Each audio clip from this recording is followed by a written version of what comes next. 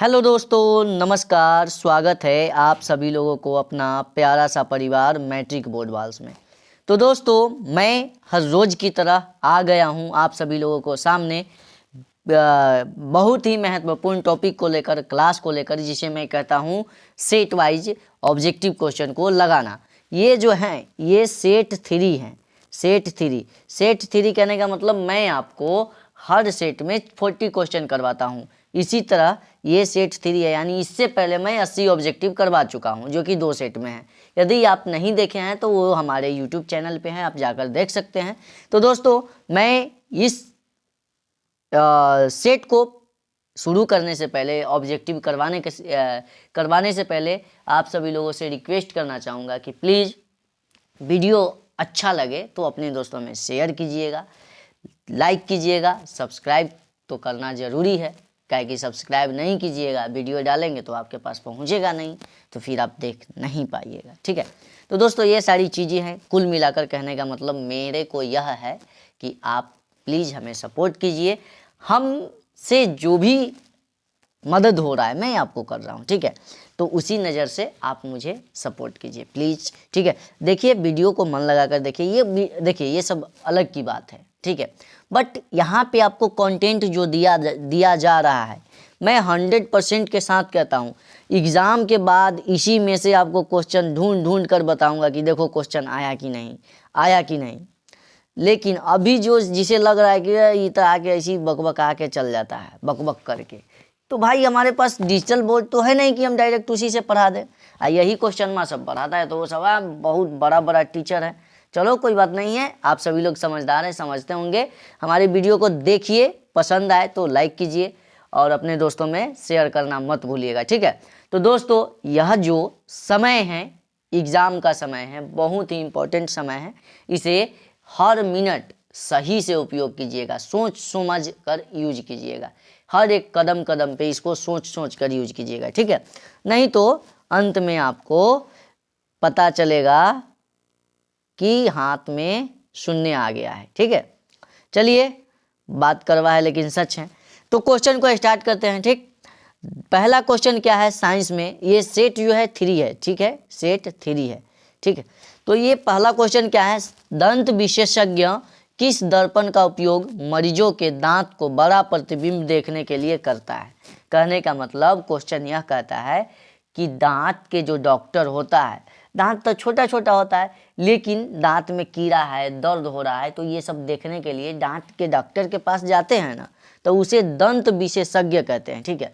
अब वो डॉक्टर कौन से दर्पण को यूज करते हैं, कहने का मतलब कौन से दर्पण को यूज करते हैं, आप सभी लोग बताइए। तो उसमें समतल दर्पण होते हैं, ऑप्शन बी में है अवतल दर्पण होते हैं, ऑप्शन सी में है उत्तल दर्पण होते हैं, ऑप्शन डी में है इनमें से सभी होते हैं। तो आप सभी लोग बताइए, समतल दर्पण होते हैं? नहीं। आप सभी लोग बताइए। समतल दर्पण जो होता है एकदम समान प्रतिबिंब बना कर देता है। जैसे कि समतल दर्पण, मान के चलिए कि कोई 5 मीटर की वस्तु है, तो वो दर्पण में भी 5 मीटर की वस्तु बना करके देगा, ठीक है। और अवतल दर्पण जो है, ये जो है बड़ा करके दिखाता है थोड़ा। अवतल दर्पण जो है छोटी सी चीज को बड़ा करके दिखाता है, ठीक है। और उत्तल दर्पण जो है बड़ा सा चीज को छोटा करके दिखाता है। इसलिए उत्तल दर्पण को गाड़ी के साइड मिरर के रूप में उपयोग किया जाता है। देखते हैं ना कि बड़ा ट्रक को एकदम तन्नी को पिक्चर बना के दिखा देता है। अब 4 व्हीलर वाला सबको पता लग जाता है कि हमारा पीछे ट्रक आ रहा है, तो वो जल्दी से साइड दे देता है, क्या कि ट्रक से सब डलता है, ठीक है। तो इसलिए इसका सही आंसर क्या हो जाएगा, आपको पता है? अवतल दर्पण। अवतल दर्पण ही एक ऐसा दर्पण है जो कि छोटी चीज़ों को बड़ा करके दिखा देता है, ठीक है। तो इसलिए इसका option B is the right answer, सही हो जाएंगे, ठीक है। अब देखिए, मैं ये हर ऑब्जेक्टिव को क्लियर करवाता हूँ ऑप्शन के साथ। कहने का मतलब एक क्वेश्चन में मैं 4 क्वेश्चन निकाल के दे देता हूँ, तो ध्यान से देखिएगा, ठीक है। एक प्रयोग में अवतल दर्पण द्वारा किसी बिंब का प्रतिबिंब एक प्रदेश पर प्राप्त किया जाता है। दर्पण की फोकस दूरी को निर्धारित करने के लिए प्रयोगकर्ता को मापने की जरूरत है। क्या मापने की जरूरत है, आप बताइए? दर्पण तथा पर्दों के बीच की दूरी, दर्पण तथा बिंब के बीच की दूरी। ऑप्शन सी में है ए और बी दोनों, और ऑप्शन डी में है इनमें से कोई नहीं। तो आप को पता होगा कि दर्पण और पर्दा दोनों के बीच की दूरी नापेगा सबसे पहली काम, और दूसरी काम क्या है कि दर्पण तथा बिंब के बीच की दूरी निकालेगा। यानी ये दोनों काम करने के बाद ही वो क्या कर सकता है, बिंब को प्राप्त कर सकता है पर्दे पे। ठीक है, तो इसलिए इसका सही आंसर क्या हो जाएंगे, ए और बी दोनों, यानी option C is the right answer. ठीक है, तीसरा नंबर क्वेश्चन क्या बताता है, यदि किसी बिंब के प्रतिबिंब का आवर्धन ऋणात्मक हो तो उसे उस प्रतिबिंब की प्रतिकृति क्या होगी, या सॉरी प्रकृति क्या होगी। तो आपको पता होगा कि प्रतिबिंब का आवर्धन जो है ऋणात्मक बोल रहा है। ठीक है, अवतल दर्पण ही होता है जो कि किसी भी चीज को ऋणात्मक कर देता है। अवतल दर्पण हमेशा कैसा बनाता है, वास्तविक और उल्टा प्रतिबिंब बनाता है। क्या बनाता है, वास्तविक और उल्टा प्रतिबिंब बनाता है। ठीक है, 4 नंबर क्वेश्चन क्या बताता है, निम्नलिखित में कौन उत्तल दर्पण की फोकस दूरी है जिसकी वक्रता त्रिज्या 16 है। ठीक है, तो आपको पता होगा कि एफ बराबर r/2 एगो फॉर्मूला है, यानी फोकस दूरी बराबर वक्रता त्रिज्या के 2 से भाग दो। तो वक्रता त्रिज्या कितना बोल रहा है, 32 है। तो एक फोकस दूरी पूछ रहा है, तो 32 में आप 2 से भाग कीजिए तो कितना हो जाएगा, 16 हो जाएगा। ठीक है, उत्तल दर्पण पूछ रहा है, तो उत्तल दर्पण की फोकस दूरी धनात्मक की ऋणात्मक, तो आप सभी लोग बताइएगा कि धनात्मक। उत्तल दर्पण जो है धनात्मक होता है, अवतल दर्पण जो है ऋणात्मक होता है। तो इसलिए इसका सही आंसर क्या हो जाएंगे, +16 सेंटीमीटर। समझ गए। तो ये जो है लॉन्ग टाइप क्वेश्चन में भी पूछे जाते हैं, 2 नंबरिया क्वेश्चन है और प्लस में ऑब्जेक्टिव है, ध्यान रखिएगा। ठीक है, 5 नंबर क्वेश्चन क्या बताता है, किस दर्पण का उपयोग पश्चात दृश्य दर्पण के रूप में किया जाता है। कहने का मतलब अभी मैंने बताया था, उत्तल दर्पण एक ऐसा दर्पण है जो कि बड़ा बड़ा चीज़ों को छोटा करके दिखाता है। ठीक है, इसलिए इसे गाड़ी में, वाहनों में साइड मिरर के रूप में लोग इस्तेमाल करते हैं। ठीक है, अवतल दर्पण जो है ये क्या करता है, बड़ा को छोटा करके, सॉरी ये क्या करता है, बड़ा को छोटा करके दिखाते हैं, और समतल दर्पण जो है ये समान आकार करके दिखाते हैं। ठीक है, और 6 नंबर क्वेश्चन क्या बताता है, ये देखिएगा, नई कार्तीय परिपाटी के अनुसार दर्पण के सामने रखे प्रतिबिंब की दूरी ली जाती है, धनात्मक, ऋणात्मक, ए और बी दोनों, इनमें से कोई नहीं। तो हमें लगता है कि इसका सही आंसर क्या हो जाएंगे, ऋणात्मक। ठीक है, तो उस दर्पण के सामने रखे गए बिंब की दूरी क्या ली जाती है, ऋणात्मक ली जाती है। ठीक है, ये क्वेश्चन क्या है, फोकस दूरी 10 सेंटीमीटर के अवतल दर्पण से उत्पन्न आवर्धन का धनात्मक होगा यदि उसकी वस्तु दूरी क्या है, वस्तु दूरी पूछ रहा है। तो इसका वस्तु दूरी और फोकस दूरी सेम ही होंगे। क्या होंगे, सेम। सेम कहने का मतलब समान, आ समान होगा तो 10 सेंटीमीटर ऊ तो 10 सेंटीमीटर ई, आ ओकरा से, सॉरी क्या बोल रहा है, 10 सेंटीमीटर से कम। हाँ, ये जो है 10, सॉरी मैं गलती बताया, 10 सेंटीमीटर से क्या होगा, इसका कम होगा। ठीक है, तो इसलिए इसका सही आंसर क्या हो जाएगा, सी। 8 नंबर क्वेश्चन क्या बताता है, फोकस से ध्रुव की ओर आने पर अवतल दर्पण का आवर्धन मान क्या होता है, घटता है कि बढ़ता है कि अचल रहता है कि इनमें से कोई नहीं होता है।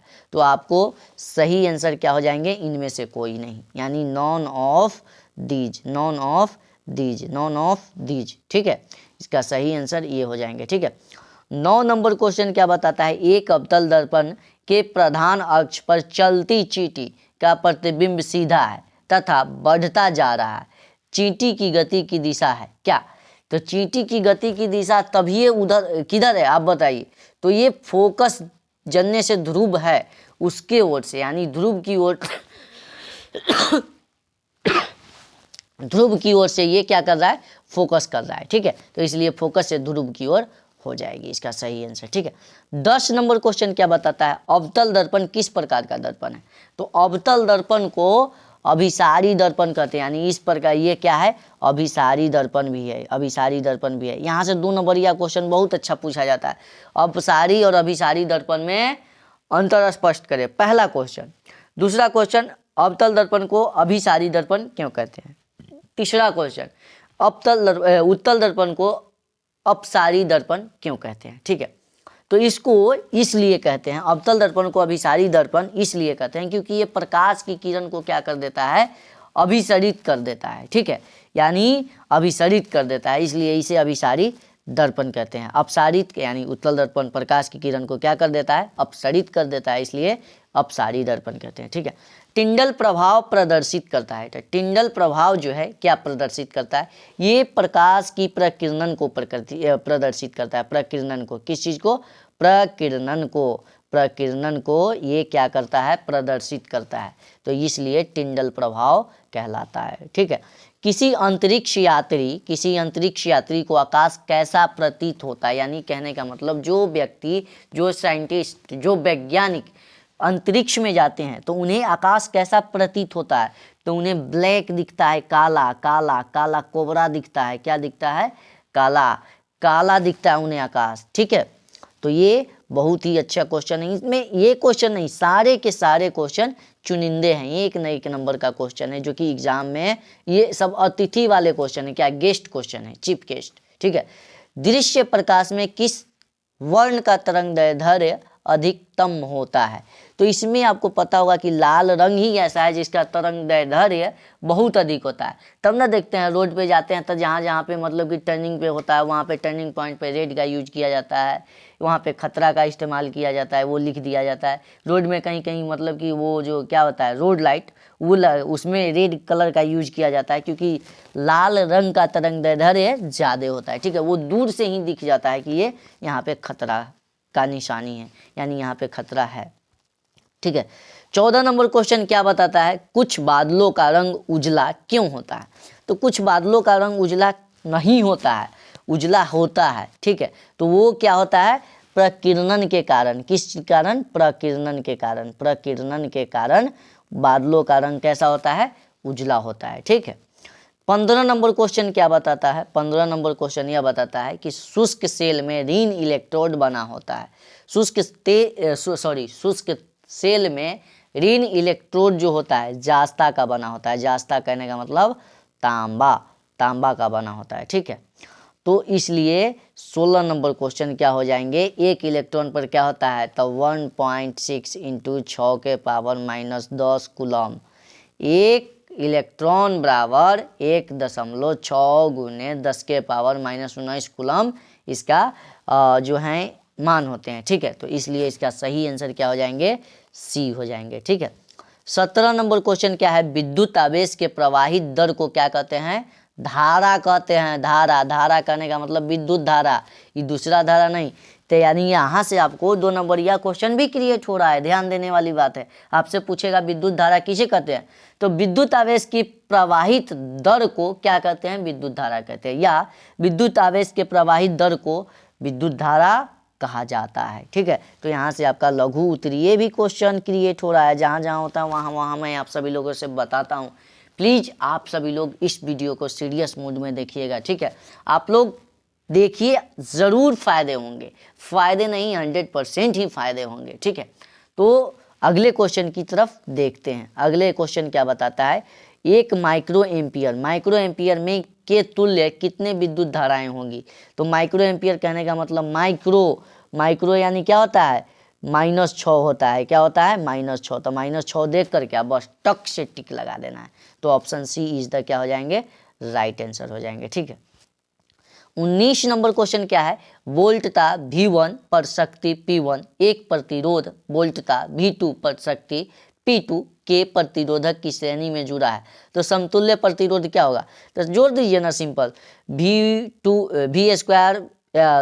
स्क्वायर बटे P1 जोड़ V2 स्क्वायर बटे P2। तो इसका सही आंसर क्या हो जाएंगे, ए, यानी ऑप्शन एज में जो है वो सही आंसर हो जाएंगे। ठीक है, 20 नंबर क्वेश्चन क्या है, विद्युत विभव कौन सी राशि है, विद्युत विभव जो है एक अदिश राशि है। अदिश राशि विद्युत विभव है। विद्युत विभव आपसे पूछा जाएगा कि कौन सी राशि है, अदिश राशि है। ठीक है, विद्युत शक्ति का ऐसा ही मात्रक क्या होता है, विद्युत शक्ति का ऐसा ही मात्रक क्या होता है, शक्ति कहने का मतलब क्या, ताकत।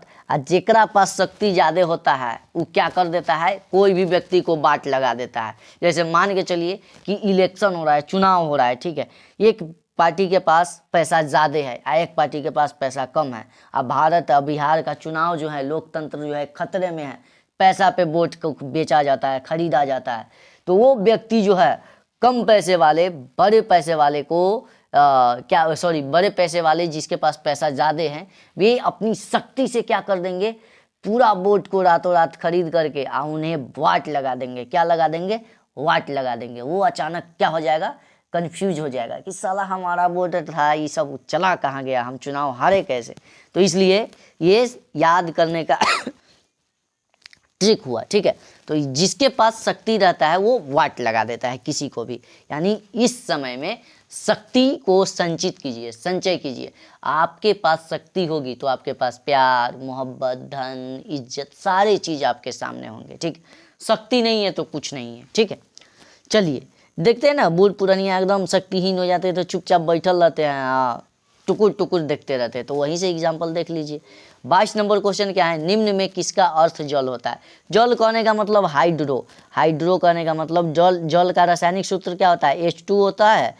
H2 से क्या होता है, हाइड्रो। तो हाइड्रो जहाँ पे दिखे वहाँ पे जल, ठीक है। बहुत आसान क्वेश्चन है लेकिन बहुत ही कन्फ्यूजिए वाला क्वेश्चन है। विद्युत ऊर्जा का व्यापारिक मात्रक क्या है। विद्युत ऊर्जा का व्यापारिक मात्रक यूनिट, जिसे किलोवाट प्रति आवर कहते हैं, यानी kWh कहते हैं, ठीक है। 24 नंबर क्वेश्चन क्या बताता है, यदि किसी विद्युत धारावाही तार के समीप को कंपास रखा जाता है तो यह कंपास की सुई विक्षेपित होगी। क्या होगी, विक्षेपित हो जाएगी, ठीक है। 25 नंबर क्वेश्चन क्या बताता है, किसी चालक तार से विद्युत धारा प्रवाहित करने पर तार के ऊपर नीचे किस प्रकार के चुंबकीय क्षेत्र पैदा होते हैं। तो ये समान प्रकार के होते हैं, ऊपर और नीचे दोनों क्या होते हैं, समान प्रकार के होते हैं। तो option B is the right answer, ठीक है। 26 नंबर क्वेश्चन क्या है, मेंडल ने अपने अनुवांशिक प्रयोग हेतु पौधे का उपयोग कौन सा पौधे का यूज किया था, मटर का पौधा। मटर का पौधा क्यों यूज किए थे, क्योंकि ये जल्दी जल्दी उगते थे और जल्दी जल्दी ये इनकी नई जनरेशन आती थी, इसलिए ये मटर का पौधे यूज किए थे। कम दिन में ही तैयार हो जाते थे, ठीक है। तो इसलिए ये चुने थे, ठीक। 27 नंबर क्वेश्चन क्या है, उत्तम ऊर्जा का स्रोत क्या है। तो उत्तम ऊर्जा का स्रोत वह है जिसमें सरलता और सुलभ हो, जो प्रति एकांक आयतन एवं प्रति एकांक द्रव्यमान में कार्य करे, जिसका भंडारण तथा परिवहन आसान हो। इनमें से सभी, यानी जिनमें ये सभी गुण हो। देखिए, उत्तम ऊर्जा स्रोत उसे कहा जाता है जो कि रखने में सुविधा हो, यानी आसान हो। अब मान के चलिए कि ठीक है, वो हमरा ऊर्जा दे रहा है, अच्छा है, ओकरा रखे खातिर हमरा 1 बीघा जमीन चाहिए, तो हम कहाँ से लाएंगे, नहीं। तो जो कम समय में, कम जगह में, कम खर्च में उपलब्ध हो उसे उत्तम ऊर्जा कहते हैं। ये तीनों में से कोई भी एक गुण नहीं रहेगा अवेलेबल तो वो उत्तम ऊर्जा नहीं होंगे, ठीक है। 28 नंबर क्वेश्चन क्या है, निम्न में से कौन ऊर्जा स्रोत और ऊर्जा के व्युत्पन्न नहीं होते हैं। तो ये नाभिकीय ऊर्जा क्या होते हैं, नाभिकीय ऊर्जा उसके व्युत्पन्न नहीं होते हैं। हाइड्रा में प्रजनन की विधि निम्न में से कौन है। तो हाइड्रा में प्रजनन की विधि जो है मुकुलन, मुकुलन यानी बर्डिंग क्या है, मुकुलन है, ठीक है। अगला क्वेश्चन क्या है, यानी 30 नंबर क्वेश्चन क्या है, उपचयन वह प्रक्रिया है, उपचयन वह प्रक्रिया है जिसमें ऑक्सीजन का योग, हाइड्रोजन का वियोग, इलेक्ट्रॉन का त्याग, यानी इनमें से सभी, all of these is the right answer, यानी डी इसका क्या हो जाएगा, सही आंसर हो जाएगा, ठीक है। 31 नंबर क्वेश्चन क्या है, Na2SO4 ये क्या है, इक्वेशन है सॉरी भाई, BaCl2 ये दोनों रिएक्शन करता है, तो BaSO4 प्लस में 2NaCl किस प्रकार की अभिक्रिया। तो ये जो है द्विविस्थापन अभिक्रिया, एक दूसरे को क्या करते हैं, विस्थापित कर देते हैं, ठीक है। जैसे SO4 पहले यहाँ थे, SO4 यहाँ थे और Ba यहाँ थे, लेकिन अब आए तो Ba मैं आपको बता देता हूँ साफ साफ, देखिए क्या है। जैसे Na2 कहाँ है, Na2 कहाँ है, सॉरी Na2 यहाँ पे है, ठीक है। और जब रिएक्शन हुआ तो बाद में चला गया है, ठीक है। उसके बाद SO4 कहाँ है, पहले है, और जब रिएक्शन हुआ तो Ba के साथ मिल गए, समझ में आया।